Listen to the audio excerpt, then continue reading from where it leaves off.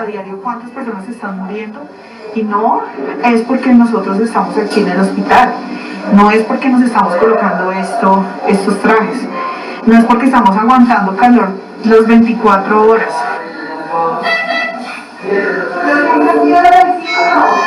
La incomodidad del traje blanco lo soportan con entereza. Cada nueva jornada consiste en asistir cama por cama a los enfermos críticos. Es porque la gente sale, hay aglomeraciones, no tienen las precauciones correspondientes, no usan tapabocas.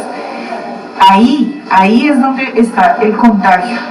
Ahí, no está aquí en el hospital. Nosotros finalmente nos estamos protegiendo, pero los que están afuera, los que tienen contacto estrecho, que no miden la distancia correspondiente, es allí donde está el riesgo. La indisciplina social tiene a las UCI cerca de su capacidad total, pues la ocupación está llegando al 43%, según datos del Observatorio de Salud de la capital del país. Las camas se siguen llenando y las palabras de los médicos y las enfermeras son el único consuelo para estas personas, entre las que se encuentran varias que no escucharon las recomendaciones de cuidado. No es una situación amena estar en una unidad de cuidado intensivo donde estamos conectados a muchas máquinas para tenernos con vida, no podemos tener visitas. Mientras los médicos y enfermeros revisan el estado de los pacientes, otro grupo de colaboradores hace el trabajo de limpieza con trajes blancos que los cubre de pies a cabeza y desinfectan todo para eliminar el COVID de las superficies y de sus cuerpos. De utilizar adecuadamente el tapabocas, del lavado de manos, del distanciamiento social. El lavado de manos del personal de salud es constante. Médicos y enfermeras recorren los pasillos y visitan a cada paciente, los inyectan, les ponen tubos respiradores, les toman el pulso y al final les toman de la mano para alentarlos. Dar lo mejor de nosotros, poderles transmitir tranquilidad, poderles decir no pasa nada, todo va a estar bien. Eso es lo que nos queda a nosotros. La pasión de Fernanda Castañeda, enfermera jefe del Tunal, se refleja en cada uno de los médicos, enfermeros y auxiliares de las unidades de cuidados intensivos del país, y así lo demuestran con sus pacientes. El único reconocimiento que ellos piden es que afuera acaten las medidas de bioseguridad para que no se llegue al 50% de camas ocupadas y sea necesario declarar la alerta naranja en Bogotá. Impresionante, son unos verdaderos héroes. Freddy, veamos cómo está el panorama en Bogotá. Vamos a ver las camas UCI ocupadas en este momento por pacientes con COVID-19, 286. Pero ahí hay que hacer una precisión en esas cifras, porque 68 son casos confirmados y 218 son casos probables, es decir, son casos que están en estudio. Precisamente las camas disponibles para COVID-19 son 670, Juanita. Además, las camas disponibles para otras patologías, 482. Así es, y el total de camas UCI ocupadas es del 42.69%. Esa es la ocupación que tenemos en este momento en la ciudad, y esta cifra es muy importante porque la alcaldesa Claudia López aseguró que si se llega al 50% va a declarar la alerta naranja, y si alcanza el 70% sería necesario volver a la medida de cuarentena. Así es, Juanita, y el personal de salud trabaja día y noche para evitar que estas cifras aumenten. Conocimos precisamente el caso de Ana Cáceres, quien trabajaba en el hospital facturando. Estuvo 30 días en una UCI y logró sobrevivir. Juanita, le invito a ver esta historia.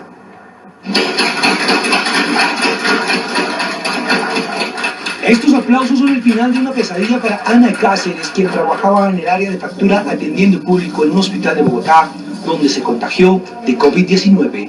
Llegó al hospital como pudo, la fiebre superior a los 38 grados y la tos que no paraba fueron los campanazos de alerta.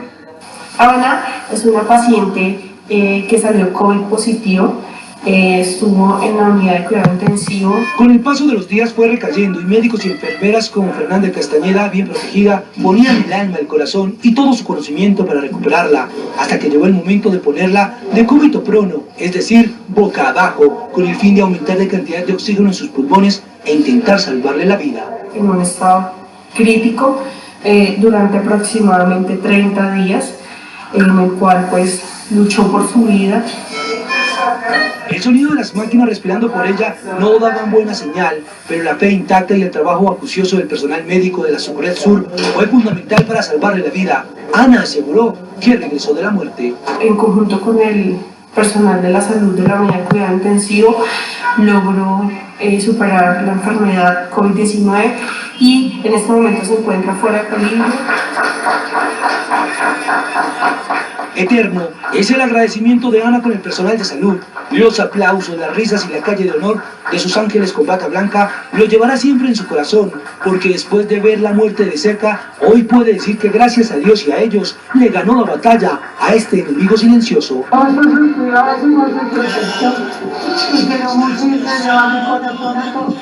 Ahora solo espera abrazar a sus familiares que no ve hace más de un mes. Qué gran testimonio. Y después de este análisis, veamos el otro panorama que se vive en Quibdó, en Chocó, porque es crítica la red hospitalaria. Allí el personal médico advierte que las pocas unidades de cuidados intensivos ya llegaron a su límite, que no tienen capacidad para atender a nuevos pacientes. De hecho, están pidiendo ayuda al gobierno nacional y califican lo que está sucediendo como una crisis en materia de salud. Andrea Estrella, ¿qué es lo último?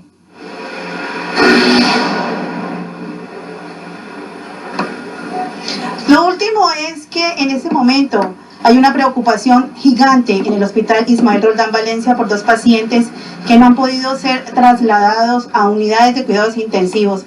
Ellos tienen serias afectaciones respiratorias y infortunadamente por el colapso que hay precisamente en esta red de unidades no han podido ser trasladados. Ante esta crítica situación, los médicos y las enfermeras han hecho un SOS, lanzaron un SOS para que puedan ser dotados los hospitales con estas unidades.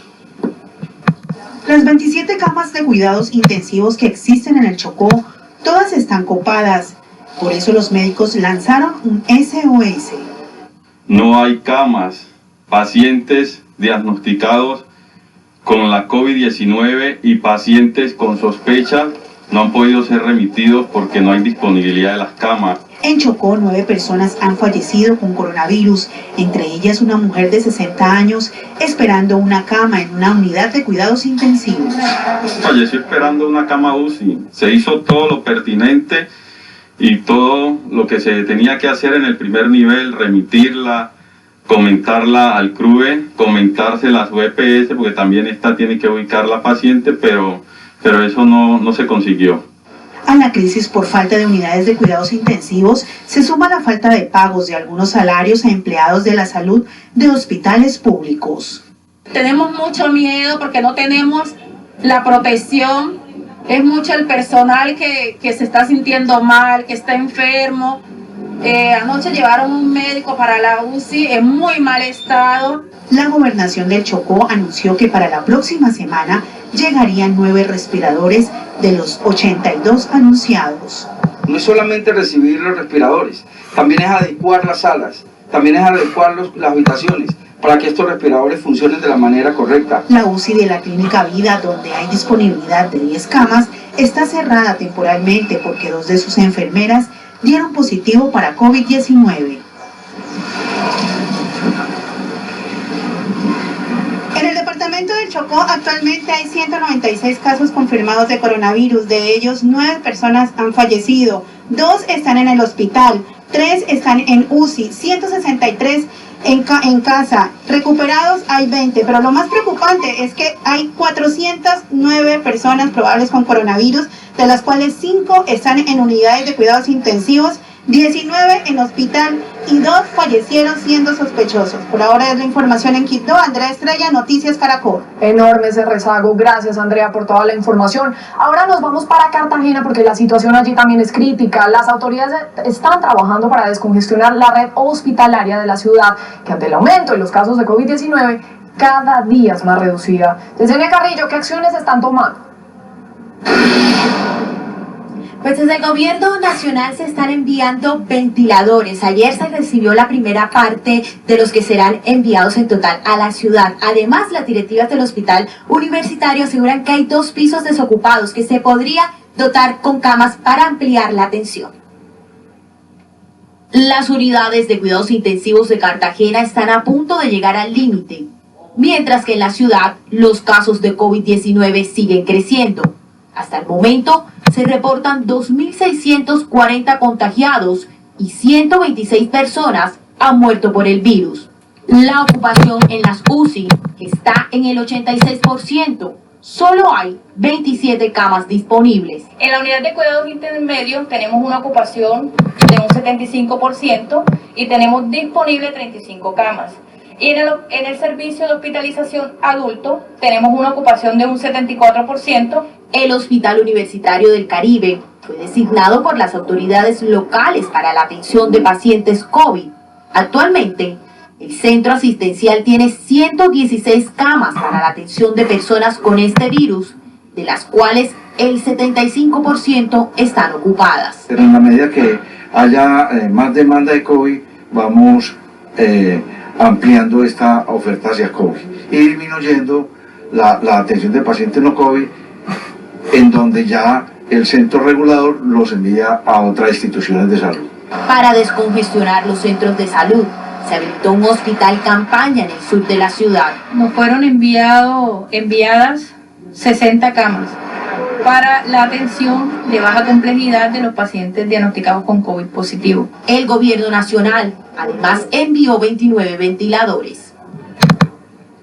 Otras de las medidas tomadas por las autoridades locales es el aislamiento en casa para los pacientes COVID que no presentan mayor complejidad. Es la información en Cartagena, Yesenia Carrillo, Noticias Caracol.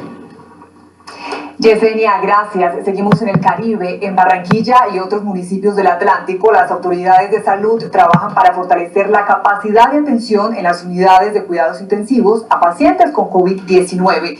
Grace Rodríguez, cuéntenos qué pasa, cuál es la actual ocupación de camas de la UCI.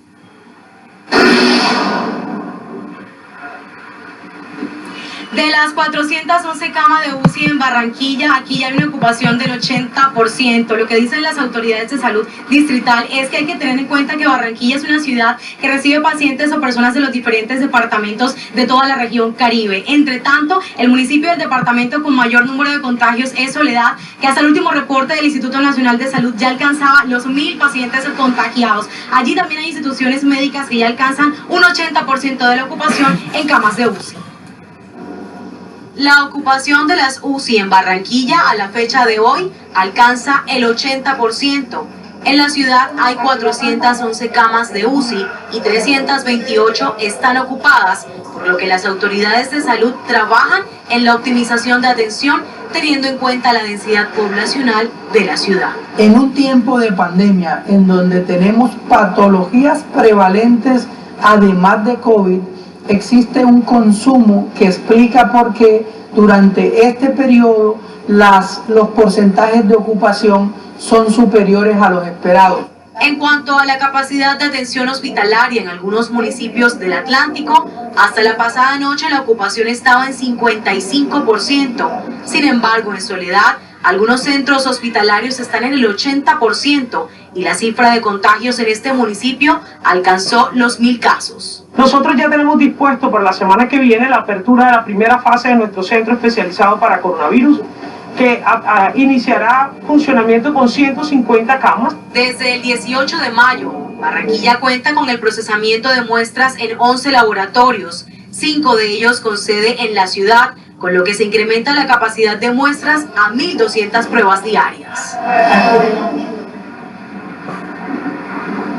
Además de estas medidas que han tomado las autoridades, ellas reiteran el llamado a toda la ciudadanía a mantener autocuidado, a respetar el distanciamiento social, pues dicen que esta también es una forma clave de contrarrestar toda esta situación. Por el momento es la información desde Barranquilla. Grace Rodríguez Durán, Noticias Caracol. Gracias, Grace. Cali es la segunda ciudad con más contagios de COVID-19 en el país, por lo que las autoridades han tomado medidas para así evitar el colapso de toda la red hospitalaria. Volvemos con Jefferson Bolívar y qué es lo que está pasando, Jefferson.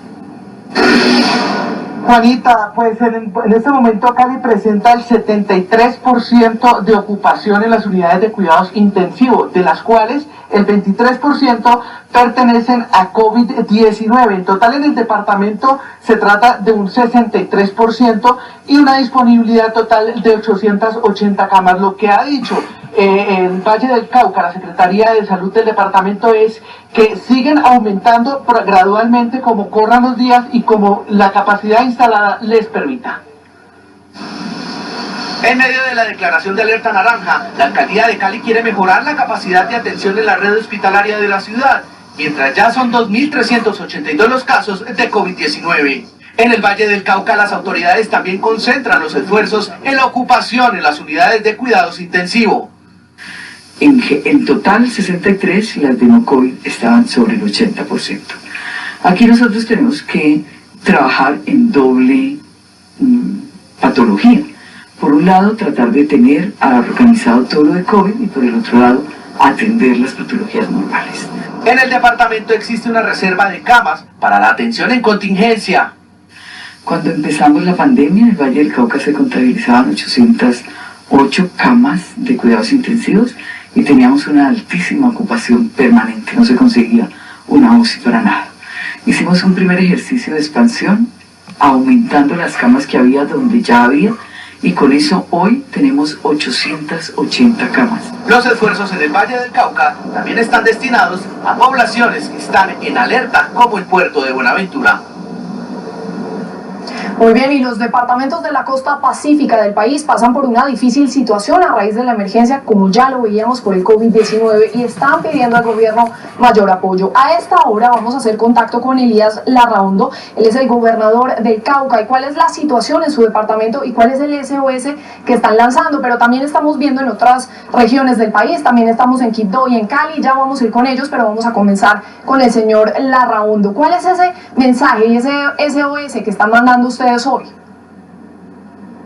Bueno, muy buenas tardes. En materia del COVID, nosotros tenemos 91 casos reportados, de los cuales 52 son pacientes ya recuperados, 32 que se recuperan en casa, 3 hospitalizados y 4 pacientes, 4 personas muertas por ocasión del COVID-19. Nuestra capacidad en este momento de camas UCI, tenemos un total de 86 camas, de las cuales tenemos 46 disponibles en el Hospital San José de tercer nivel, en la Clínica Santa Gracia, en la Clínica La Estancia y en el Hospital Susana, lo que indica que tenemos por ahora una disponibilidad del 54%.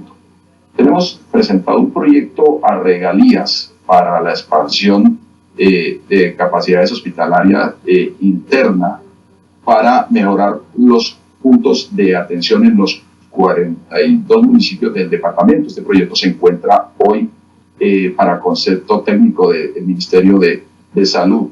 Nuestras alarmas se prenden en la costa pacífica. Todos sabemos que los 3 municipios de la costa no tienen comunicación vía terrestre. Ya tenemos casos en el municipio de Timbiquí, en el municipio de López de Micay, y para ello pues estamos solicitando que se agilice todo ese proceso de pruebas rápidas, como también el tema de el proyecto para poder tener nosotros las capacidades para atención de la complejidad baja y básica, y no generar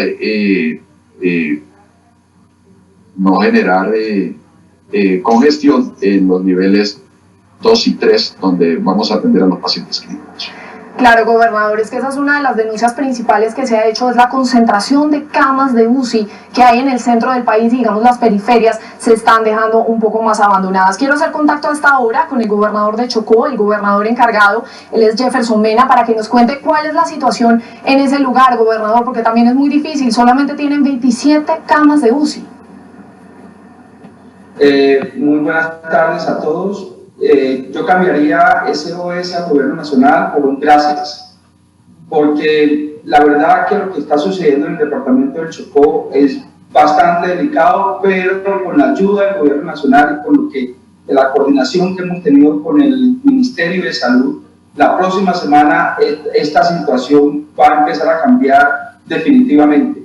Y una aclaración: en la red hospitalaria pública del departamento del Chocó no hay ni una sola cama UCI.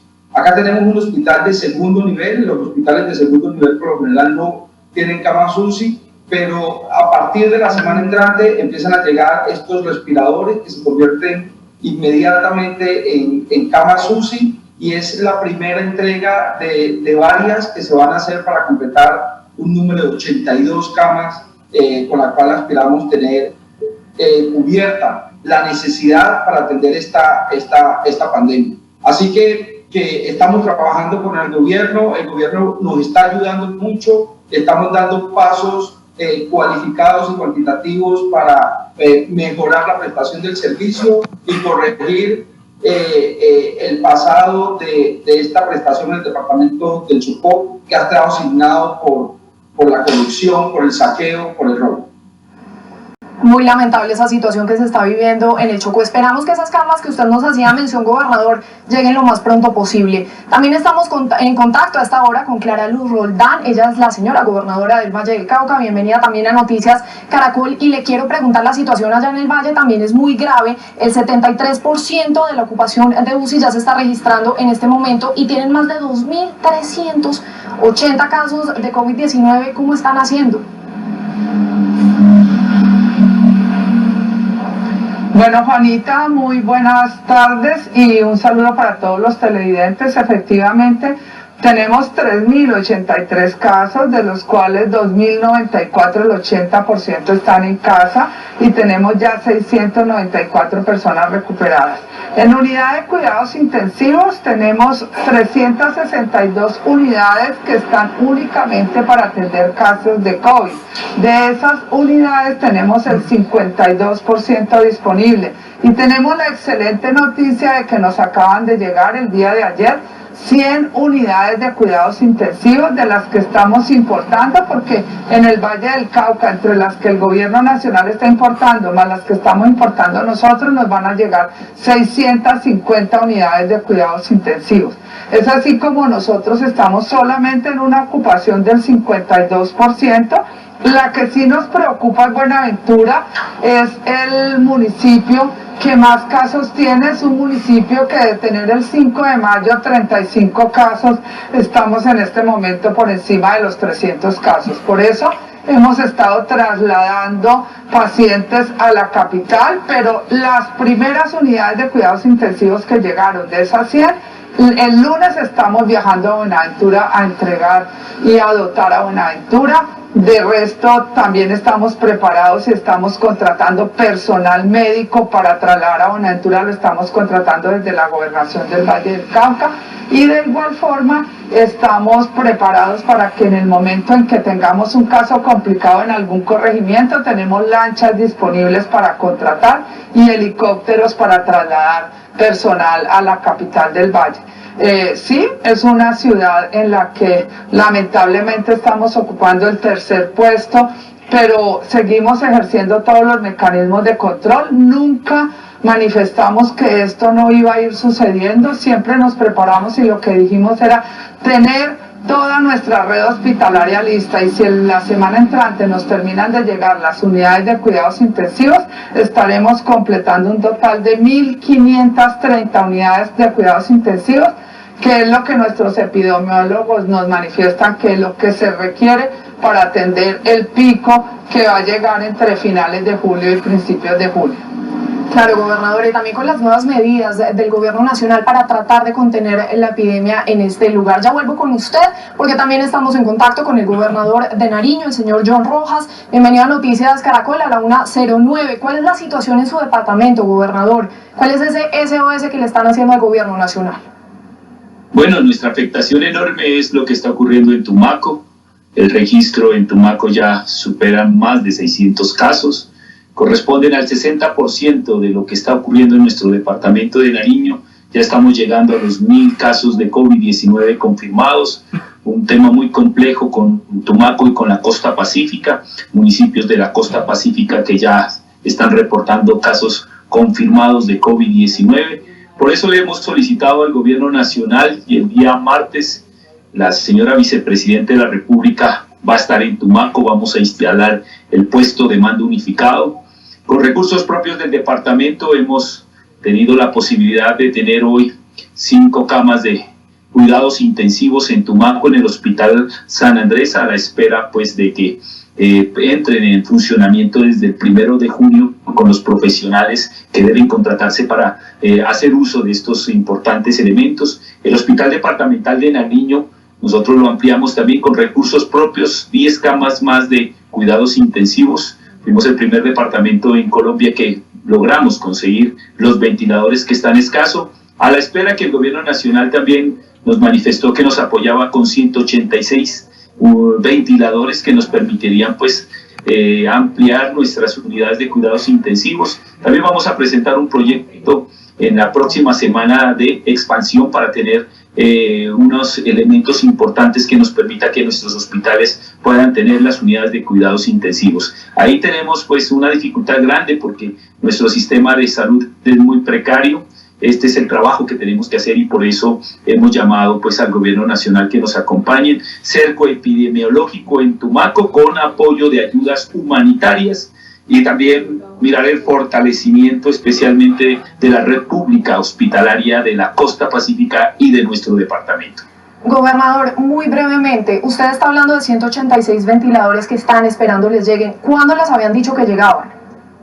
Bueno, lo que sí nos confirmaron es que para Tumaco irían 9, eso a la espera de que lleguen, y los otros pues no han dicho las fechas. Eso es lo que siempre nos ha preocupado porque el departamento de Nariño pues sí tiene deficiencia en el tema de las camas de unidad de cuidados intensivos y por eso es la dificultad en iniciar la apertura de servicios, digamos, de la actividad económica, porque no estamos preparados aún para, digamos, estar en una apertura económica que debe hacerse de manera gradual y en este momento creería yo que no tenemos las condiciones para hacerlo.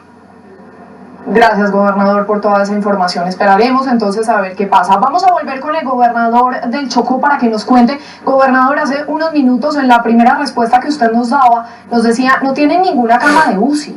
¿Qué es lo que ustedes están necesitando urgentemente en este momento en el departamento? Así es, la red pública no tiene una sola cama UCI en el departamento del Chocó, pero vamos a tener 82. En un total básicamente 92 camas UCI vamos a tener, y lo que básicamente estamos necesitando ahora es, primero, disciplina.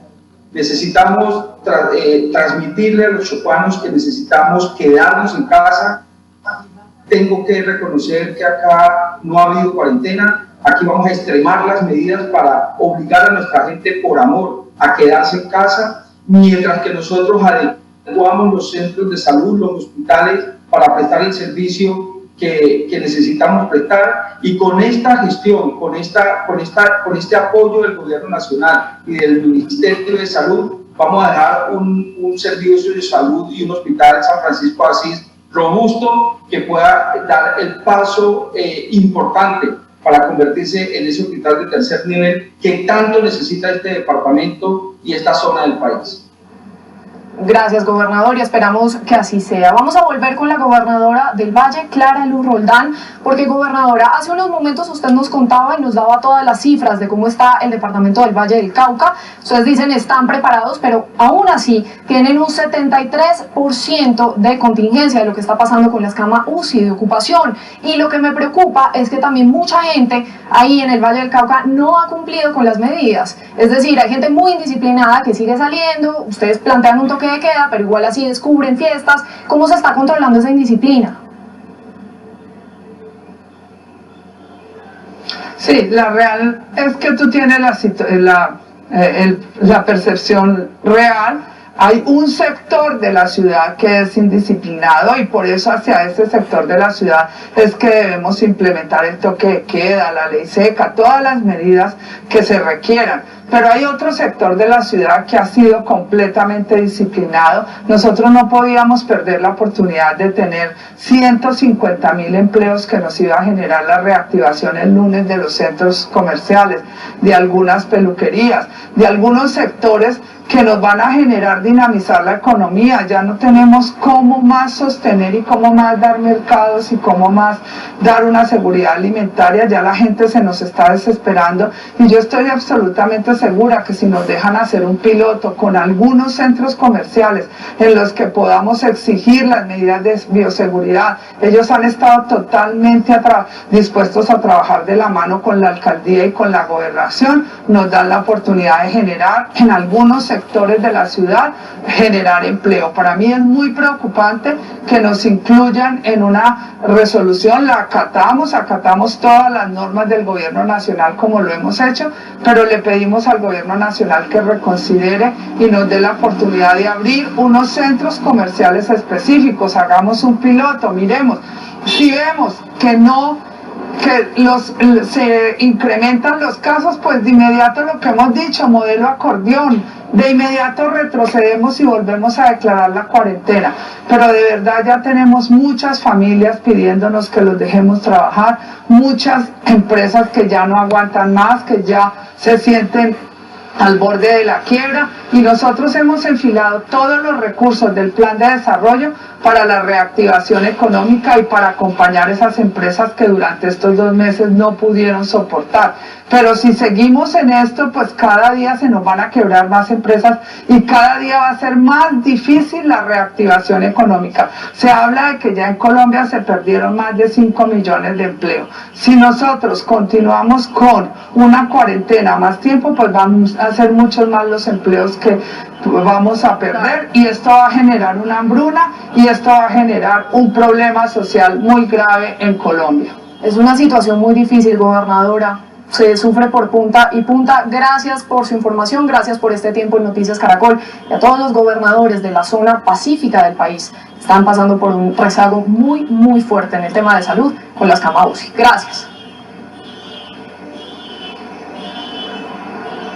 Muchas gracias a ustedes por darnos la oportunidad.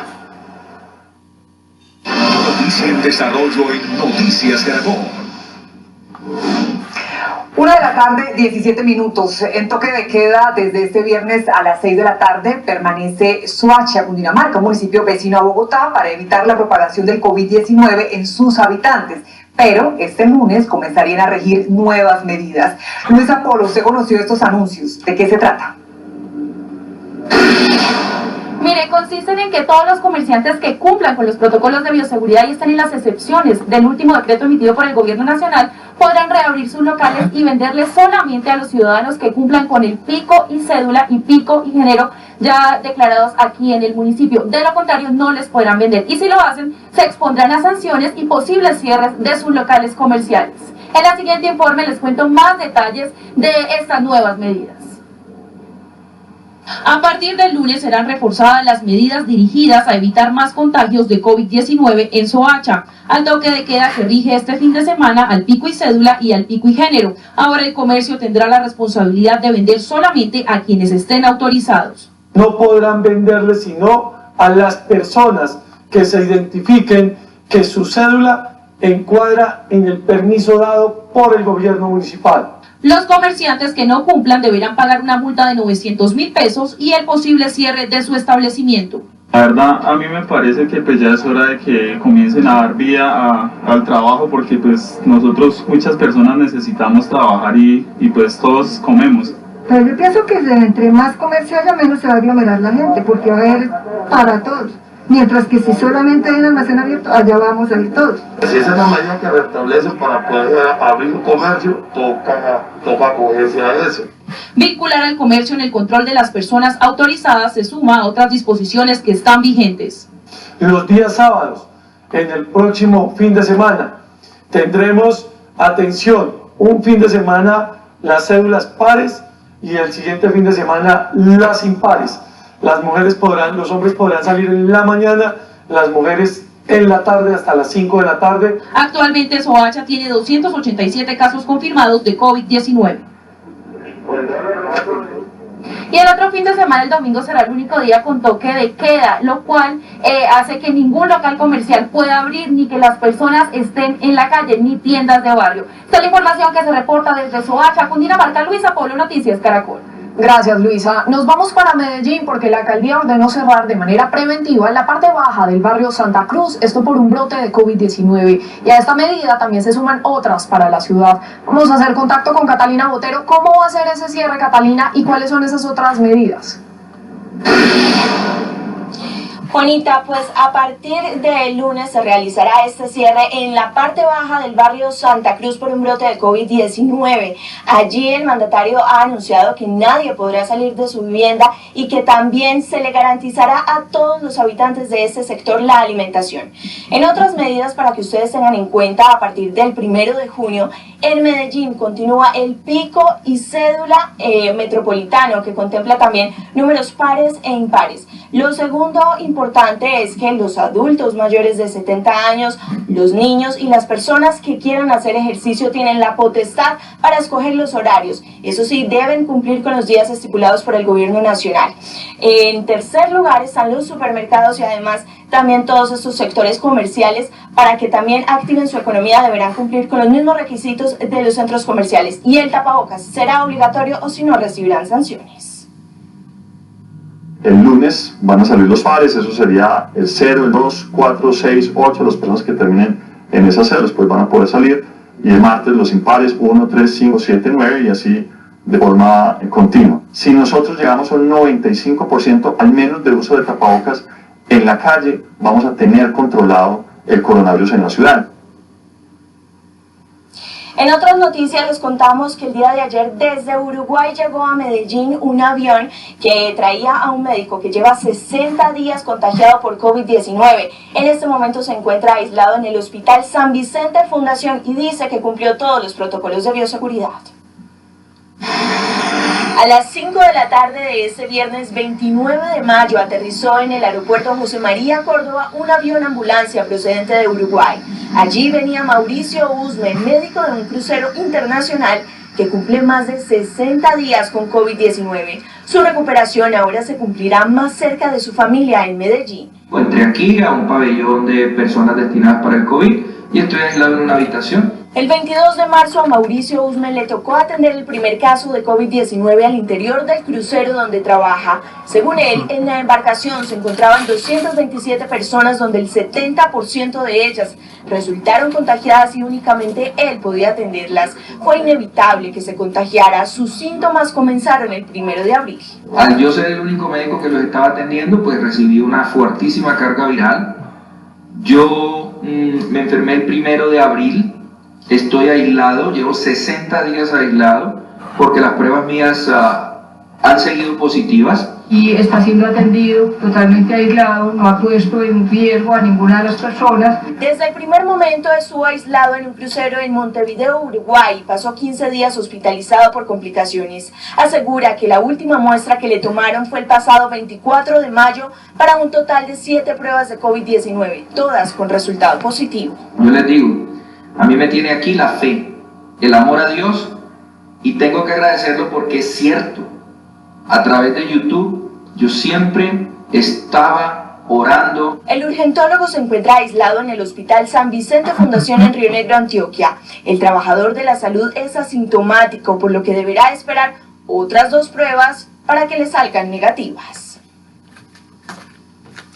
Pese a que lleva 60 días contagiados con COVID-19, el parte médico es positivo para este médico colombiano. Información que entregamos desde Medellín, Catalina Botero, Noticias Caracol.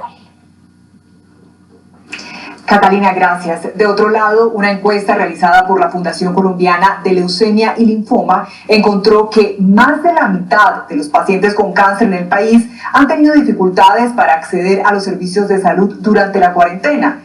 Demoras en la entrega de los medicamentos, cancelación de citas, son algunas de las dificultades. Carol Silva salió a reclamar los medicamentos para su papá, José Rodríguez a darle un paseo a su mascota y Gloria Rodríguez a comprar unos artículos para su hogar. Los 3 usan tapabocas y mantienen los protocolos de bioseguridad. Tratan de salir de casa solo a lo necesario para cumplir con sus obligaciones de forma responsable. El día de hoy estoy haciendo diligencias familiares porque mi papá es un paciente crónico de cuidados paliativos mayor de 60 años. Entonces ellos no se pueden dirigir a las citas. Si nos cuidamos nosotros, cuidamos a nuestras familias, al resto de los ciudadanos, de los amigos. Y en este momento pues no reunirnos con nadie más, estar en un núcleo familiar. Esta es la tercera vez que salgo desde el 16 de marzo. Esta es la tercera vez que salgo porque debo comprar eso. De resto no salgo a nada, porque la indicación es que debemos cuidarnos. Entonces, procurar mantener la distancia, usar el tapabocas, cubrirnos la cabeza. Además, han establecido sus propios protocolos de protección para evitar contagiarse de COVID-19 en la calle. En el transporte público estoy usando en el momento el tapabocas antifluido quirúrgico, que es este, y encima tengo el de tela, tengo guantes quirúrgicos que solo los uso para el transporte público.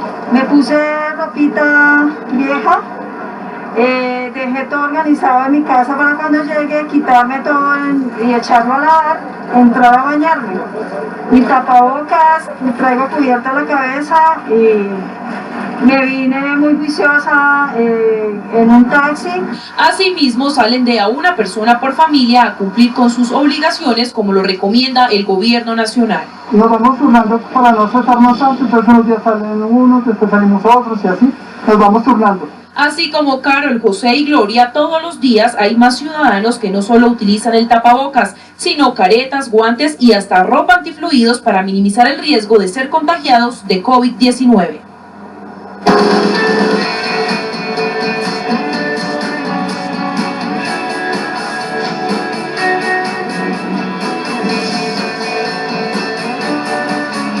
Los que cumplimos somos más.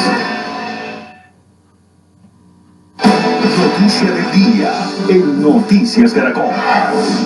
Más de 40 santuarios marianos de todo el mundo se unieron en oración con el Papa Francisco en el Rosario Mundial por el fin de la pandemia y la paz del mundo. La Basílica de Chiquinquirá fue una de las escogidas para esta hermosa celebración. Jairo Niño, ¿cómo se llevó a cabo la jornada de oración?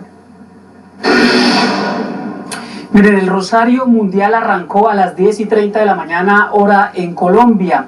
Recordar que en Latinoamérica solo 3 templos se escogieron, uno de esos, la Basílica de Chiquinquirá. El Papa Francisco hizo varias peticiones que hay que resaltar. Una de ellas pidió la intervención de la Virgen María para la protección de la humanidad que ha sufrido diferentes dificultades por cuenta del COVID-19. Pero también pidió a María la mediación para cesar tanto dolor que vive actualmente el mundo. Virgen Santa. Santa Virgen, ilumina las mentes de los hombres y las mujeres de la ciencia, para que encuentren las soluciones correctas para superar la enfermedad. Ayuda a los líderes de las naciones a trabajar sabia, pronta y generosamente, ayudando a aquellos que carecen de lo necesario para vivir. Mire, la oración en la Basílica de Nuestra Señora del Rosario de Chiquinquirá se realizó a puerta cerrada. Tan solo algunas autoridades locales y también lo que hace referencia a los frailes que resguardan y que cuidan el lienzo sagrado estuvieron presentes en esta jornada. Colombia elevó su oración al mundo desde Boyacá. La Basílica de la Virgen del Rosario de Chiquinquirá, reina y patrona de nuestro país, fue uno de los templos escogidos por el Papa Francisco para unir al mundo en la solemnidad de la oración. El santuario mariano permaneció cerrado mientras que el lienzo de la Virgen en su pedestal estuvo custodiado para acompañar el Santo Rosario. El pueblo colombiano es un pueblo creyente, es un pueblo fiel, es un pueblo fuerte. Ha tenido siempre en su fe cristiana y en María un estímulo y una fuerza inspiradora. Yo creo que este ícono de nuestra fe y de nuestra nacionalidad nos va a servir de mucho para el largo trayecto que ahorita vamos a comenzar. El silencio en su altar permitió vivir en la distancia un momento a plenitud de encuentro con la fe a quienes la pudieron volver a ver a través de una pantalla y unirse en oración con el máximo representante de la Iglesia Católica. Muy bonita nos pareció y agradecerle al Santo Papa por haber elegido a la Basílica de Nuestra Señora del Rosario de Chiquinquirá, por tenernos en cuenta. Gracias a Dios podemos conseguir hoy que nos entrelacemos en cadena de oración para poder conseguir esa integridad para toda la población. En el amor de la Virgen del Rosario quedó el clamor de todos los que ruegan por el fin de esta pandemia. Me despido con la imagen de la Virgen de Chiquinquirá. 2 meses y medio lleva la basílica cerrada, pero 3 veces al día se están realizando eucaristías por las diferentes redes sociales de este templo sagrado. Desde Chiquinquirá, Boyacá, Jairo Niño, Noticias Caracol. Hermosa muestra, gracias Jairo. Y hoy tenemos para ustedes un anuncio muy importante. Daniela y yo nos unimos a la campaña de UNICEF Yo Me Uno, de la que Caracol Televisión hace parte. Tú también te puedes unir. Sí, señora, esta pulsera diseñada por Mercedes Salazar la pueden adquirir en la página www.unionfestivaldigital.com. El 100% de sus ventas va directamente a UNICEF y esta donación se convertirá en lavados de manos y otros insumos claves de higiene para miles de niños, niñas y adolescentes en Colombia. Así es, juntos con UNICEF podemos hacer un mundo mejor para toda la niñez. Y así hacemos una pausa. Recuerden nuestra cuenta en Twitter, @Noticias Caracol. Y cuando regresemos a Noticias Caracol, primero noticias, espere. Los detalles del lanzamiento de la misión del SpaceX y la NASA que podría nuevamente aplazarse. ¿Por qué? Ya les contamos. Y la crónica de los colombianos en el Amazonas que están clamando por no ser olvidados. En una sola comunidad hay 12 reportados con COVID-19 y nadie sabe si quiénes son ni dónde están esos contagiados. Recuerda que usted también puede seguir nuestras ediciones de fin de semana por Blue Radio. Ya volvemos. Nunca debería suceder, nunca debería permitirse que suceda una cosa así, pero estamos decididos a que se haga justicia. Hablé con miembros de la familia, gente excelente, y vamos a informar a medida que pase el tiempo. En la ciudad de Minnesota entró en vigor el toque de queda este viernes por la noche. La policía lanzó gases lacrimógenos contra cientos de manifestantes que desafiaron la orden.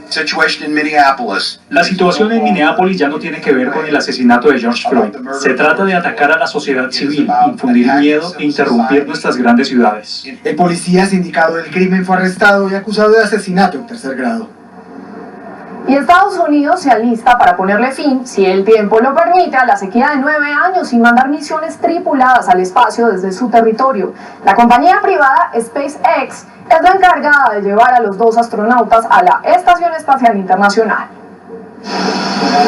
Así llegaron Bob Behnken y Doug Hurley a la plataforma de Cabo Cañaveral, desde donde los 2 astronautas comenzarán a escribir un nuevo capítulo en la historia espacial de Estados Unidos. En un segundo intento, la NASA y el SpaceX lanzarán el Falcon 9, el cohete que llevará la cápsula Crew Dragon a la Estación Espacial Internacional, una misión en la que hay participación colombiana. Básicamente estoy encargado de la parte electrónica del cohete Falcon 9, monitoreando la parte de lanzamiento hasta que la nave se desprende del cohete. Juan José integra el equipo de ingenieros de la misión Demo 2, en la que la innovación es el sello distintivo del cohete. Puede ir al espacio, aterrizar en la Tierra y lo podemos volver a lanzar. Hemos lanzado cohetes Falcon 9 hasta 5 veces. Son 402 kilómetros los que separan a los astronautas de su destino final. Llegar a la estación podría tomarles entre 19 y 20 horas a bordo del Crew Dragon, una cápsula con 3 pantallas táctiles y un diseño moderno.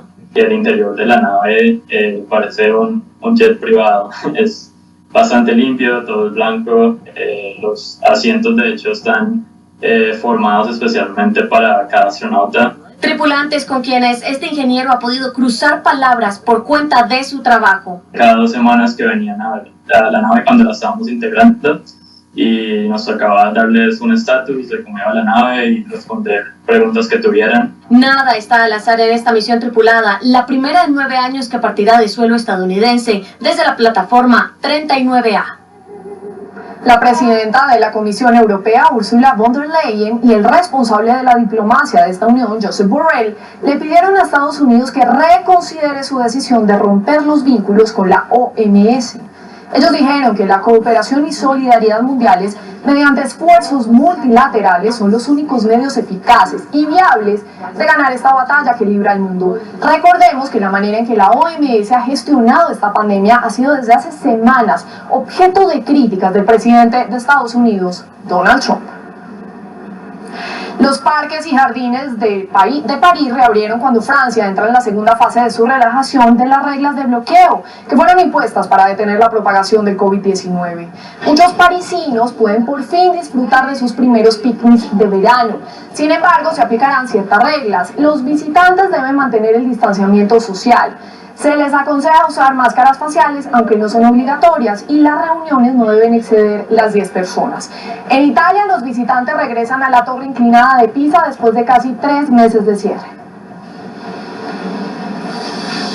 Y el día de imágenes nos trae, aquí lo vamos a ver. Las flexibilizaciones de confinamiento anunciadas hoy por el gobierno de la India a partir del próximo 8 de junio, templos religiosos, hoteles, centros comerciales y restaurantes entrarán en funcionamiento. Solo hoy, esta nación, la segunda más poblada del mundo, reportó más de 7.900 casos de COVID-19. Una desinfección de una estación de tren en Moscú en un momento en que Rusia está a punto de alcanzar los 400.000 casos de COVID-19 con un incremento diario entre 8.000 y 9.000 nuevos pacientes desde hace una semana y una tendencia cada vez más clara a la reducción de los índices de transmisión. Y aquí lo vemos, la cotidianidad que sigue su curso en la Amazonía brasilera. A pesar de ser uno de los territorios más golpeados, el virus en ese país, habitantes de las comunidades ribereñas se desplazan para conseguir el pan de cada día. 1:46 de la tarde, volvemos a noticias nacionales. Amazonas es la quinta región del país con más casos de COVID-19.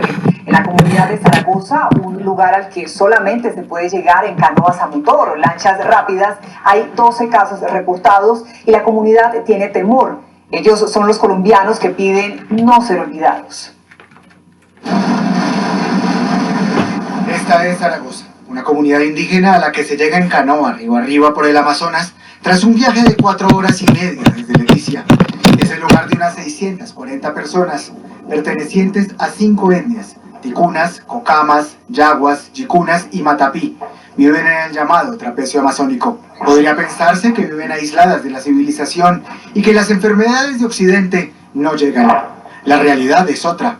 Luego de que una EPS fuera a su territorio e hicieran 40 pruebas, fueron detectados 12 casos de COVID-19. Y después de un mes nos enteramos que estaban las publicaciones por los medios como la radio y como una fuente de salud departamental donde decían que en Zaragoza teníamos varios casos de COVID-19. Luis Acho, de 45 años, vive allí con su familia. Son 7 en total. Pertenecen a la etnia Cocama. Aseguran que nunca recibieron el reporte de quiénes son los contagiados. El hospital más cercano queda en Leticia, a 40 kilómetros de distancia. No hay puestos de salud y solo hay un médico que presta sus servicios eventualmente.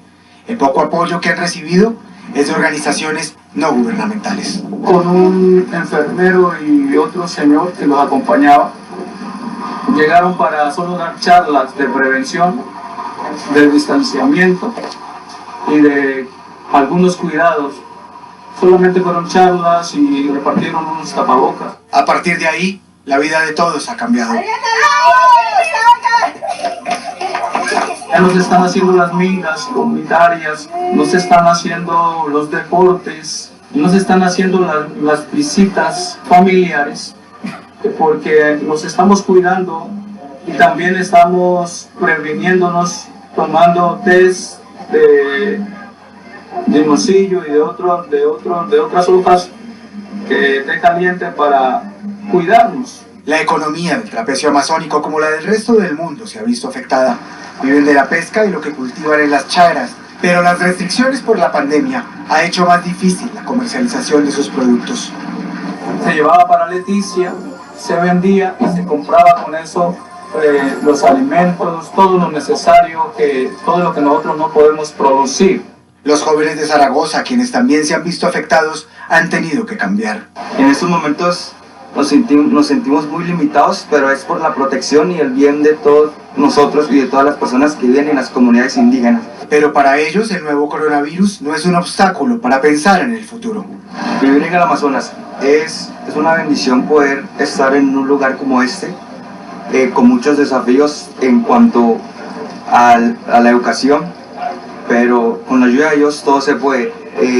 Uno de mis sueños es poder servir a las personas de las comunidades del río, poder ayudarlos con una carrera o con una profesión como lo es la arquitectura. La vida en el río Amazonas, el más caudaloso del mundo, no es fácil, y a pesar de las dificultades que atraviesan sus habitantes por la frágil economía, la poca presencia del Estado y ahora la pandemia, los jóvenes como Fabián no pierden la esperanza. Andrés Granadillo, Noticias Caracol. Esta semana es solo para niños en falabella.com. Todo lo que necesitan: vestuario, juegos, calzado y mucho más. Envío gratis en todo mundo infantil. Y al volver en nuestra sección de deportes, prográmense. Este domingo, Colombia frente a Alemania desde las 10:15 de la mañana. Freddy Rincón recordó aquel espectacular momento con Noticias Caracol. Además, Nairo Quintana destapa sus cartas. El corredor colombiano contó cómo va su preparación y cuál será su cronograma de competencias. Sabemos emprendimientos. Estamos del lado de la gente. Nosotros somos Chontareco. Mi emprendimiento se llama Maíz Sweetie. Para contar sus historias. Creamos piezas de cerámica 100% a mano para la decoración de la mesa y el hogar. Para apoyarnos. Juntos adelante. Salvemos a los emprendedores. @caracoltv.com.co nos envían un video de 40 segundos máximo, grabado así, de manera horizontal, donde nos cuenten quiénes son, qué hacen, qué ofrecen y cómo los podemos contactar. Salvemos a los emprendedores en nuestras ediciones. Noticias Caracol, primero en noticias. ¿Alguna vez oíste hablar de que en alguna parte del mundo? Guayabero, esto es en la zona limítrofe entre Meta y Guaviare, los campesinos le pidieron un diálogo directo al gobierno. Aseguran que la erradicación de cultivos ilícitos es un tema que se debe dialogar de la mano con los habitantes de esta región. La solicitud se hace luego de varios enfrentamientos con el ejército en donde 8 personas resultaron heridas. Los más recientes enfrentamientos entre campesinos y soldados se registraron en la zona conocida como el Guayabero. Los labriegos solicitaban que se detuviera la erradicación manual, mientras que el ejército buscaba continuar con las labores.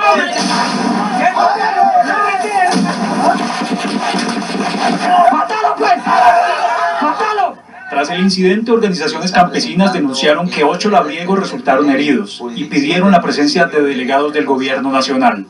Mucha gente asfixiada por los gases, se encuentra gente muy mal con los oídos por las adquiridoras. Queremos que esto pare, queremos que haya una mesa de negociación que llegue ya a negociar con los más de 1000 campesinos que se encuentran reunidos. Concertación para que haya un diálogo directo entre campesinos y el ejército y el gobierno para que este suceso no se presente más en nuestro municipio. Por su parte, el comandante de la Fuerza de Tarea Conjunta Omega aseguró que los soldados respondieron a las agresiones de la comunidad y que estas son operaciones contra la red de finanzas de las disidencias de las FARC. Desde que las tropas registraron la presencia en el terreno, recibieron amenazas y una actitud hostil por parte de algunos pobladores. En la región permanecen concentrados más de 1000 campesinos que rodean la zona donde se encuentran los uniformados del ejército, encargados de la erradicación de cultivos ilícitos. Pese a que Bogotá en su más reciente informe señala una disminución del 80% de hurtos a personas en la ciudad durante el mes de abril, producto de la cuarentena, lo cierto es que los delincuentes siguen operando bajo diferentes modalidades. Juan Andrés Beltrán, usted conoció algunos casos, cuéntenos de qué se trata. Así es, pues la violencia es una situación que se repite en el sector de María Paz, en el sector de Kennedy, donde los delincuentes aprovechan el trancón que se genera muy cerca del sector de Abastos y se lanzan en manada para robar a los vehículos. También otra modalidad que ya hemos conocido varias denuncias es sobre un grupo de falsos agentes de la SIJIN que se acercan, engañan a las personas y de inmediato les quitan sus pertenencias. Los detalles a continuación. A medida que van saliendo más personas a las calles de Bogotá, también algunos delincuentes aprovechan para hacer de las suyas. Observe este caso ocurriendo en la localidad de Kennedy. Allí este taxi que queda atrapado en un trancón es rodeado por 4 sujetos. El conductor y su pasajero se encierran para intentar protegerse, pero los delincuentes arremeten contra el taxi y después de varios intentos logran abrir una de las puertas, rompen un vidrio y concretan el atraco. Esta es otra modalidad de hurto que se presentó en el norte de Bogotá. La víctima le entrega a falsos agentes de la SIJIN sus documentos. Segundos después, uno de ellos se baja del vehículo y modifica la placa del carro en que se movilizaba. Me empieza a decir que se han robado una camioneta con las características de la mía, que estaban haciendo un operativo, que si yo llevaba dinero, que si llevaba cosas. La víctima, en medio de la confusión, permite que suban a su camioneta, supuestamente para requisarla, y entrega su celular desbloqueado y hasta las claves de sus tarjetas. Del banco ellos retiraron 3 millones de pesos, yo llevaba 1 millón de pesos en efectivo, pues más mis pertenencias, el celular, todo eso, aproximadamente como 7 millones de pesos. Sin embargo, los hurtos a personas, según el distrito, han tenido una importante reducción. Hoy, del 1 de enero a la fecha, tenemos una reducción del 35% del hurto a personas. Tenemos 17.000 casos menos. Para el experto en seguridad Néstor Rosanía, estas modalidades de robo tienden a crecer. Vamos a tener un efecto espejo o reflejo. A mayor crisis económica va a aumentar la inseguridad. Durante el primer trimestre del año, las autoridades de Bogotá han desarticulado 27 bandas y han capturado más de 9.500 personas que estaban delinquiendo o tenían orden de captura.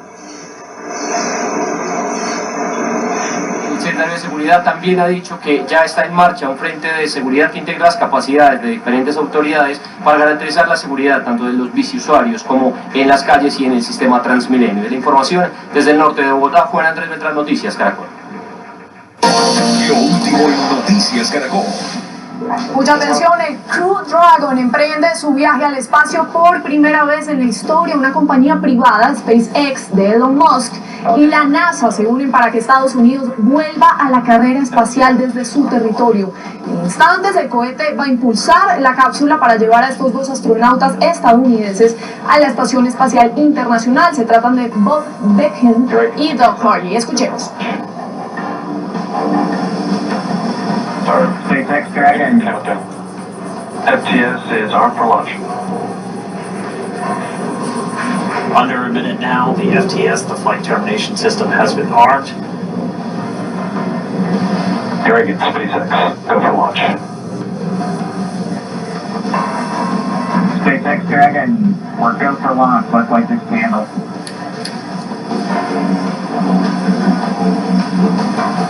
T-minus 30 seconds. Muy bien, 10 segundos.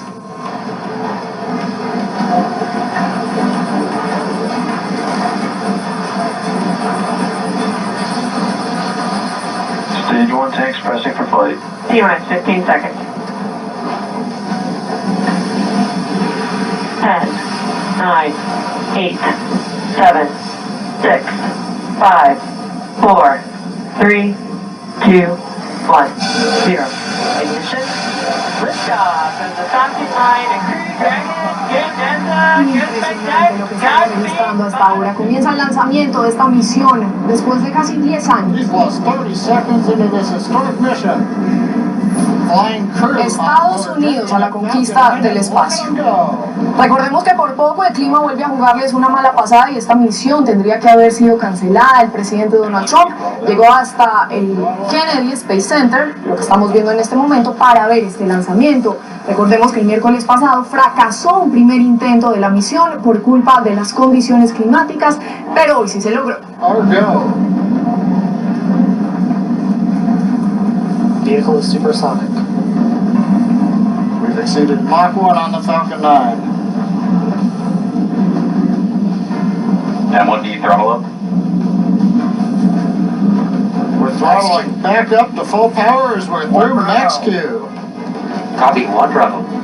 Impresionante esta historia. Y de otro lado, la primera dama de la nación, María Juliana Ruiz, hizo un recorrido por la región de La Guajira, desde donde hizo un llamado a los colombianos para unirse a la voz de rechazo en contra de la explotación sexual, la trata de personas y cualquier forma de violencia hacia las mujeres. Además, hizo un reconocimiento a las mujeres guayú por su valiosa labor en las familias del país.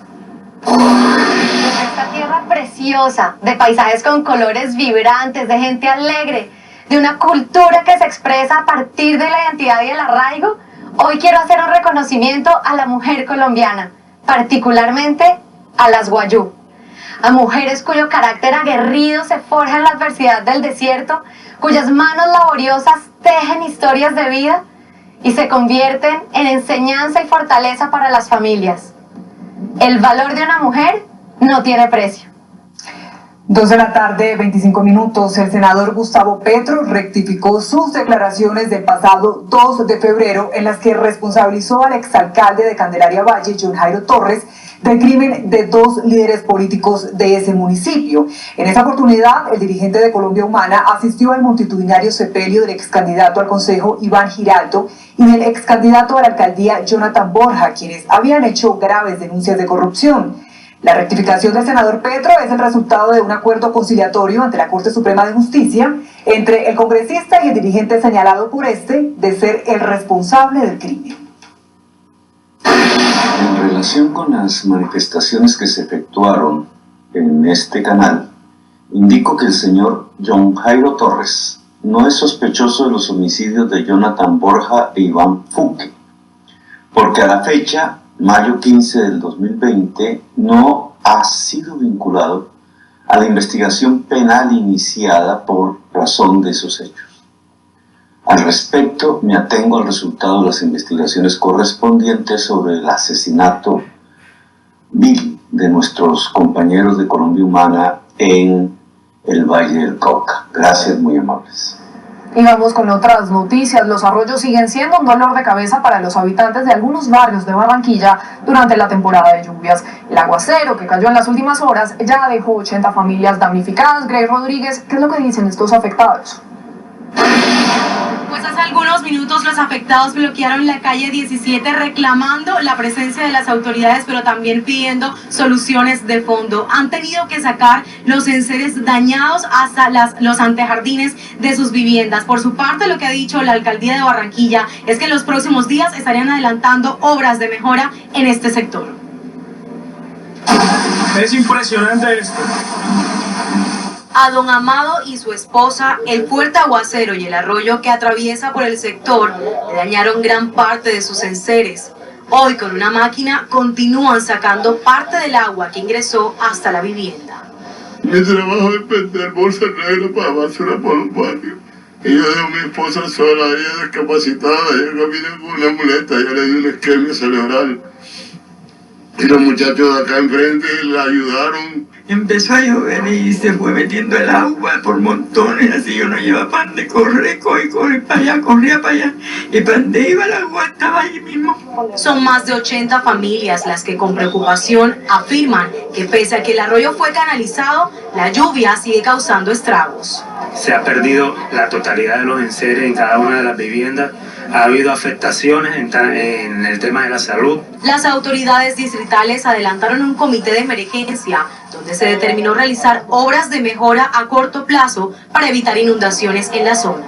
Vamos a mejorar la entrega del arroyo hospital haciéndola una curvatura paralela a la dinámica hidráulica del caño de la Ullama. Con esto creo que se pueden ir resolviendo de manera pronta algunas de las situaciones que hoy han venido ocurriendo. Mientras tanto, con piedras y ladrillos, la comunidad ha construido muros en sus antejardines para evitar que el agua ingrese durante las próximas lluvias. Las autoridades también han reubicado de manera temporal a algunas de las familias más afectadas mientras se llevan a cabo estas obras de mejora que estarán iniciando aquí en el barrio de Rebolo a partir del próximo lunes. Me despido desde Barranquilla, Grace Rodríguez Durán, Noticias Caracol. Más adelante la información del séptimo arte. El cine colombiano es protagonista en el país y dando vueltas por el mundo. Y recomendados de entretenimiento casero para estos días de cuarentena aquí en Noticias Caracol. Ya nos vemos.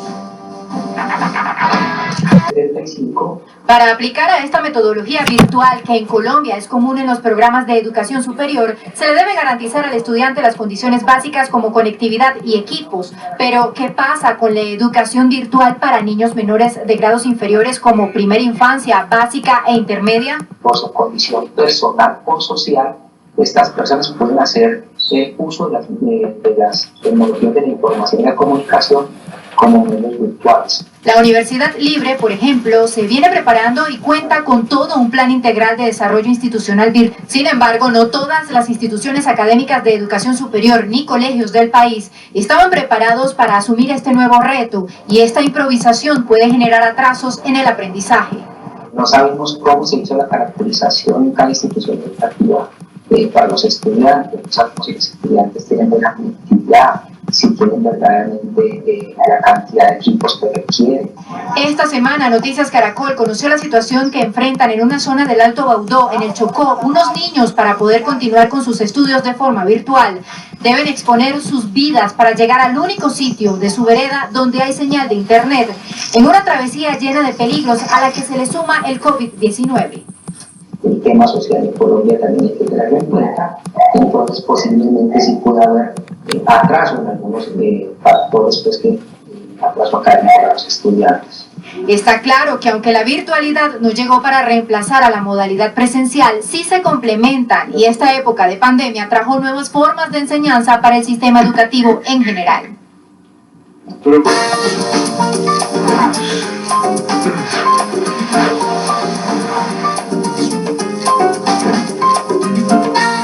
Muy buenas tardes a todos, bienvenidos a Show Caracol. Hoy iniciamos hablando del concierto virtual One Humanity Live, que ha reunido a más de 200 artistas del mundo en una inédita transmisión de 24 horas, un evento que tiene como fin beneficiar a quienes están en primera línea batallando contra el coronavirus.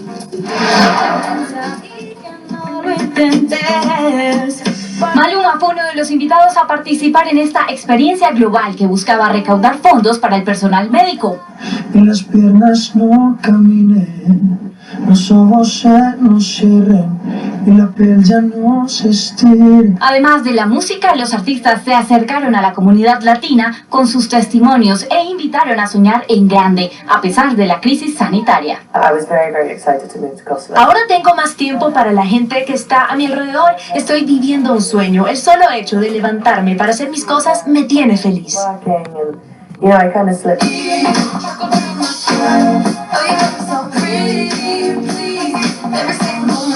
Jason Derulo fue uno de los artistas que más sorprendió por su espontaneidad desde casa.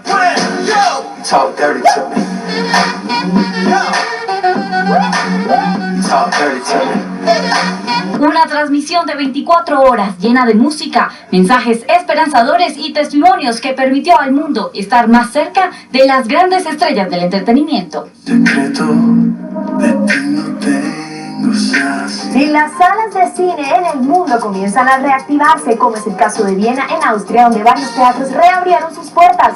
Claro está que bajo las medidas sanitarias para evitar la propagación del COVID-19, como el aforo, que ya se permite un máximo de 100 personas por teatro. También está la implementación de elementos de protección por parte de los empleados en cada sala, y al interior el distanciamiento social entre sillas. Una buena noticia para la industria, que cumple ya casi 3 meses con sus salas de cine cerradas. Con música y gastronomía inició la tercera edición de Unión Festival Digital, la iniciativa que ofrece experiencias en diferentes campos del entretenimiento y que ayuda a la población infantil del país, y que usted puede vivir desde su casa hasta la medianoche.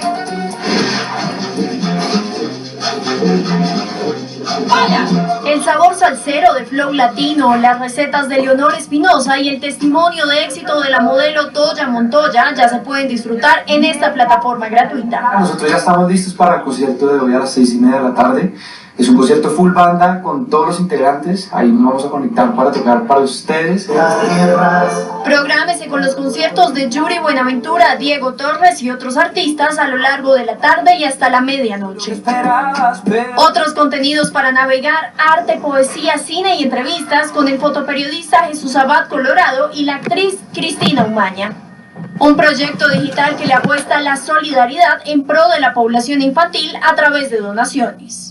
Es un llamado a buscar la forma de ayudar a los demás, porque estamos todos detenidos, pero hay mucha gente que necesita ayuda, hay mucha gente que necesita solidaridad. Unionfestivaldigital.com, una iniciativa de Caracol Televisión, UNICEF y Páramo presenta.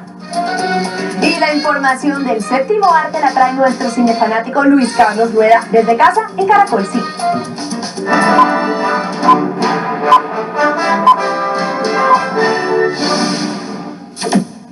Hola, hola amigos de Caracol Cine. Continuamos originando desde casa la información del séptimo arte. Hoy con muchos avances, estrenos recomendados y el... Por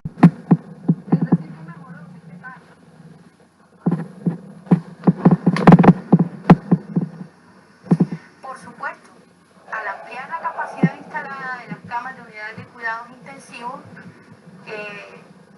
quiere decir que tenemos más camas disponibles para la atención en estos servicios para los pacientes diagnosticados con COVID positivo. Muy bien, Humberto Mendoza, secretario de Salud de Barranquilla, también lo saluda hasta ahora. En esa ciudad se está registrando en este momento un 80% de la ocupación en las camas de cuidado intensivo. ¿Y qué medidas están tomando ustedes? Muy buenas noches. Barranquilla tiene una ocupación para sus barranquilleros del 65%. Evidentemente, al ser un centro de referencia para todos los departamentos de la región Caribe, podemos llegar a esas ocupaciones del 80%. Sin embargo, hay que destacar que la ocupación está siendo de enfermedad respiratoria prevalente para esta época. Solo el 12% obedece a consumos en UCI directamente de COVID-19. La ciudad está preparada, tiene un plan desde el mes de marzo que implica expansiones hospitalarias, más de 600 camas podemos garantizarse de ser requeridas, y desde esta semana la ciudad implementa 111 unidades de cuidado intensivo gestionadas por la Alcaldía de Barranquilla. Además de esto, mañana iniciamos una actividad en 15 barrios priorizados donde tenemos la mayor cantidad de casos. Se hará un bloqueo que beneficiará a más de 8.008 personas. Es necesario que la comunidad sepa que el que busca encuentra, que si tenemos más casos, sencillamente es una buena acción de vigilancia epidemiológica, institucional y comunitaria. Y por favor, el lavado frecuente de manos, el distanciamiento físico y el uso de tapaboca y nariz es el mensaje para Barranquilla y toda Colombia. Claro, secretario, ustedes siguen con la medida de pico y cédula y también tienen algunos toques de queda los fines de semana, porque hay mucha indisciplina en ese lugar. ¿Cómo más están tratando de controlar esta situación? Barranquilla, al igual que las grandes ciudades de Colombia, tiene unos desafíos alrededor de brechas sociales que se expresan también en una baja percepción del riesgo en los ciudadanos, que son lo que llevan a una indisciplina social. Por eso entramos a estos 15 barrios en donde creemos que podemos intervenir de mejor manera el contacto directo entre las personas, y al mejorar la adherencia del uso de tapabocas, lavado frecuente de manos e interacción social, podremos mejorar y controlar de mejor manera la situación que tenemos actualmente.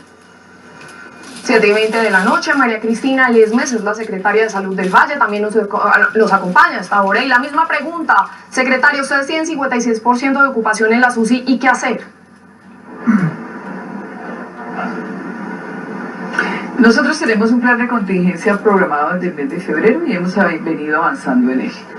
Empezamos con 800 camas totales de UCI, hoy tenemos 880, tenemos un proceso de compra de 300 ventiladores de los que deben llegar los primeros mañana. Eso nos facilita ampliar 114 UCIs de manera inmediata para COVID, y tenemos una segunda y una tercera fase y esperamos llegar al final a un promedio de 1.200 ventiladores en el departamento del Valle. Ventiladores que superan la cifra esperada de pacientes graves de COVID que requieran unidad de cuidados intensivos. Y trabajamos sobre la mitad de las camas disponibles, la mitad para COVID y la mitad para las otras patologías. ¿Y cuándo esperan ustedes tener estos ventiladores, secretaria?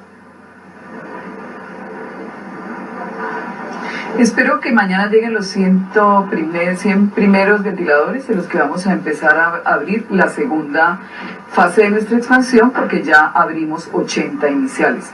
Empezamos con 808 y tenemos 880 y vienen 114 inicialmente, y serán abiertas paulatinamente en la medida que se necesite.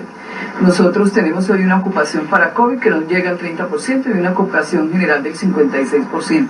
Sin embargo, como ya hemos superado la primera cifra de los 50, que era lo que estábamos esperando, vamos a hacer una apertura con 114 ventiladores adicionales, inicialmente concentrados en Cali, y Tuluá y Buenaventura. Eso es en la fase inicial. Y seguiremos abriendo paulatinamente en la medida que la ocupación siga incrementándose. Es bueno recordar que una cama de UCI no es simplemente una cama, es un conjunto de acciones, de personas y de equipos que deben garantizarse y que el costo de las mismas calculado, un lucro cesante, unas camas sin llenar, equivalen 20 camas a 600 millones de pesos. Por eso hacemos un proceso paulatino en la medida que se van requiriendo. Inicialmente 114 adicionales a las 80 que ya abrimos. Estaremos pendientes de la llegada de esos ventiladores y de esas camas. Gracias, secretaria. Y dentro de este panorama también está incluido Tumaco, es el municipio de Nariño con el mayor número de casos de COVID-19, alcanzando 696 contagiados y 28 personas fallecidas. María Milsen Angulo, alcaldesa de esta población, ¿cuántas camas tienen disponibles hoy y cómo evitar un colapso? Bueno, muy buenas noches. Vale la pena señalar que la situación de Tumaco y del Pacífico de este país claramente es especial. Nosotros tenemos un hospital de segundo nivel que es el referente de 12 municipios de la costa de Nariño y es un hospital que empezamos esta emergencia y que históricamente no ha tenido ni una sola cama UCI. Hoy, gracias al apoyo interinstitucional, ya tenemos aproximadamente 9 UCI gracias a unos equipos donados por la gobernación, pero también la nación. Estaría llegando este martes la vicepresidenta de la República a instalar un PMU y vendría con ella 9 ventiladores más para poder completar un total de 15 camas UCI. Esa es una de las gestiones más importantes porque no teníamos ventiladores, no teníamos camas UCI, no teníamos ni siquiera oxígeno y en medio de tanta tristeza y nostalgia de lo que ha pasado, pues también es una oportunidad para que nuestro Hospital San Andrés, que es el único de toda la costa del Pacífico, pueda quedar en mejores condiciones para atender a la población. Tumaco tiene un desafío grande porque lamentablemente se ha hecho un esfuerzo inmenso desde la Secretaría de Educación del municipio y se ha logrado hacer un ejercicio muy juicioso en la toma de muestras, en la identificación de nuestros pacientes, pero hemos tenido desde que empezó esta emergencia un gran problema y ha sido la lectura de las muestras que se toman. Lamentablemente se están demorando 30 días, 15 días, 20 días y no conocemos cuál es el resultado. Hoy tenemos más de 1000 pruebas pendientes de su lectura. Hemos venido haciendo reuniones con el gobierno nacional y como resultado de un PMU en cabeza de la vicepresidenta de la República y del ministro de Salud, hoy hay ya unas soluciones. Mañana estaría llegando un vuelo desde Presidencia que conectaría Tumaco, Medellín, para que esas muestras sean leídas directamente en la Universidad Nacional con sede en Medellín. Adicionalmente, el instituto organizará 2 laboratorios más y lo más importante, Tumaco muy seguramente gracias al ministerio quedará con un laboratorio propio. Si logramos eso, nosotros podemos hacer unos verdaderos cercos epidemiológicos leyendo estas muestras en 1 o 2 días y podremos avanzar. Y eso implica también la habilitación de hoteles, de nuevos centros de aislamiento en salud. Claro, alcaldesa, muy grave esa denuncia que usted está haciendo, más de 1000 pruebas represadas en este momento en Tumaco y se adiciona, digamos, otra problemática y es lo que tiene que ver con las aglomeraciones en este lugar.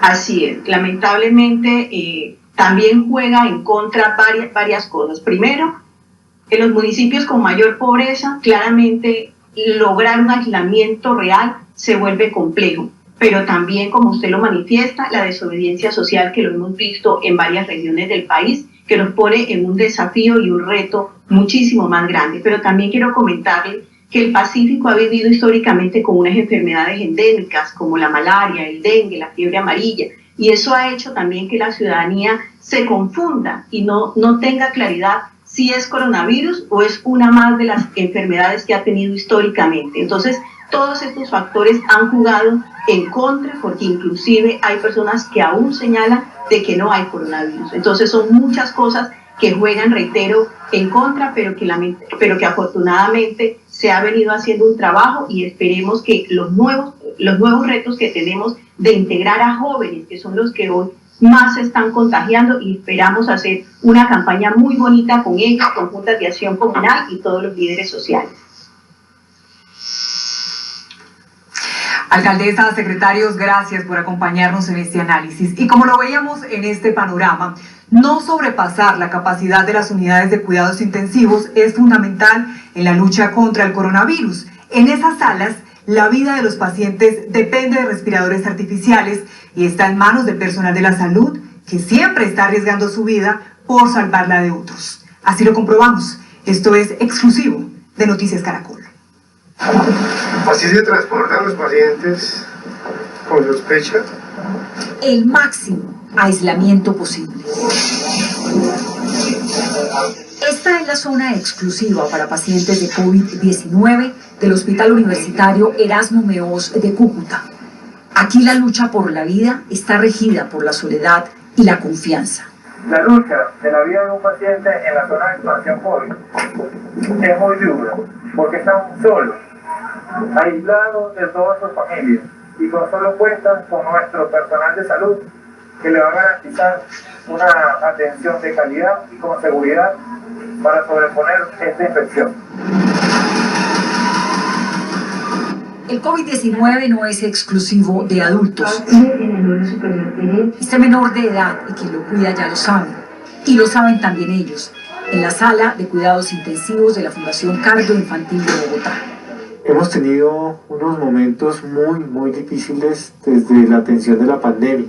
Aquí el dolor conversa con la esperanza todos los días. Yo atiendo niños y me ha tocado atender niños en cuidados intensivos muy graves. Bebés llorando porque no pueden tener contacto del abrazo de su mamá. Nos pasaba un caso hace unos días de una niña que nació, a las 2 horas empezó con síntomas respiratorios y terminó aislada de su madre porque fue positiva. Y su mamá nunca la había conocido.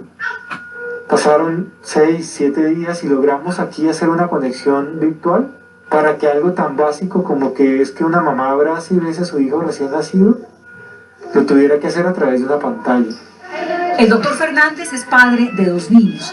Libra a diario una batalla durísima contra el coronavirus y contra sus propios miedos. El virus tiene una alta transmisibilidad. Cada día que salgo de mi casa a trabajar, siento la angustia de no saber si cuando regrese voy a tener el virus y que pueda llevarlo a mi casa. Me da mucha angustia ver a la gente en la calle sin cuidarse, porque como médico sé y soy consciente que pueden estar propagando y transmitiendo el virus. Con esa conciencia, ellos que están en la primera línea de la lucha contra el virus se tratan de blindar para ingresar a las unidades de cuidados intensivos. Tatiana Barreto es terapeuta respiratoria en el Hospital Simón Bolívar de Bogotá. Este es un minucioso proceso de capas y capas de materiales protectores, 2 pares de guantes, 2 tapabocas, gafas, todas las protecciones que no parecen suficientes. Adentro, en las unidades de cuidados intensivos, la vida se ve como es, infinitamente frágil. Esto es el Hospital de Kennedy, la localidad que se ha vuelto el epicentro del coronavirus en la capital colombiana. Hombres y mujeres que se conocen de antaño llevan sus nombres escritos para poderse identificar entre ellos. Se repite una escena ya usual en diversos hospitales del mundo. A los pacientes graves los ponen así, boca abajo. Esta práctica aumenta la cantidad de oxígeno que entra a los pulmones. Una operación compleja que necesita de muchas manos. Este sonido indica que hay vida, pero que los que están aquí no pueden respirar solos.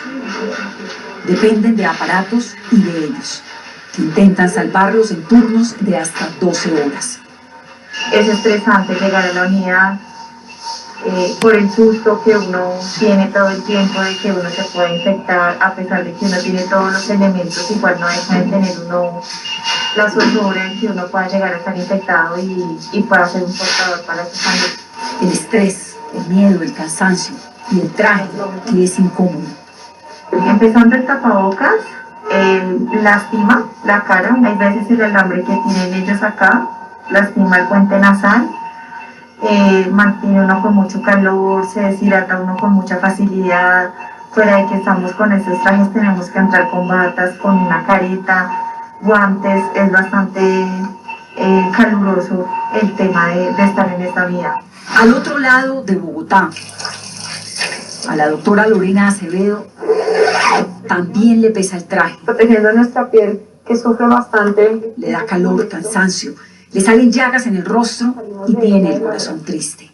Lo más difícil, sin duda, ha sido alejarnos de nuestras familias, dejar de ser esos hijos, esos padres, esos esposos. También lo segundo más doloroso que hemos vivido es ver cómo nuestros pacientes fallecen lejos de sus familias. Pero lo que más le pesa a esta madre de una niña de 3 años es ya saber lo que se siente perder una batalla contra el coronavirus. Y considero que si Dios me puso en este momento acá, es porque soy su herramienta. Y solamente a través de ella es como yo puedo brindar mi trabajo. Espero que ustedes lo puedan entender. Esto es muy feliz. Es que a mí sí se me murieron niños. Lo repetimos porque se me quedó la voz. Es el desafío más grande que han vivido, que hemos vivido. Muchos medicamentos se han probado, pero ninguno es certero hasta ahora. Por eso, insisten en lo que ya sabemos. Usar mal un tapabocas en la calle es transmitir la enfermedad. Colocarse el tapabocas en la boca sin cubrir la nariz es transmitir la enfermedad. Y eso a nosotros los médicos nos da frustración, nos da tristeza porque sentimos que el esfuerzo que hacemos no se ve reflejado en la calle. Aquí triunfan los cuidados y la permanencia en casa para que ellos puedan seguir haciendo su trabajo, para que estas unidades no se saturen, para que haya cada vez menos pacientes sedados, solos, con respiradores artificiales. Nadie quiere estar aquí. Carolina Trinidad y Vanessa de la Torre, Noticias Caracol. Pero, ¿cómo funciona una unidad de cuidados intensivos? ¿Qué elementos la conforman? ¿Quiénes están autorizados para estar allí? Para responder estas preguntas, hablamos con médicos de los hospitales Simón Bolívar y San Ignacio de Bogotá, y esto fue lo que encontramos. Las unidades de cuidados intensivos tienen 2 componentes fundamentales, la parte tecnológica y la parte humana. La parte humana comienza con enfermeras auxiliares y profesionales entrenadas en el manejo del paciente crítico. Los médicos especialistas en medicina crítica o con entrenamiento específico en medicina crítica. En este espacio, los galenos de los hospitales Simón Bolívar y San Ignacio cuentan con equipos tales como las bombas de infusión que permiten administrar al paciente volúmenes de líquidos o medicamentos a una velocidad y cantidad controlada y exacta. Son mucho más seguras que un goteo que se coloca a ojo.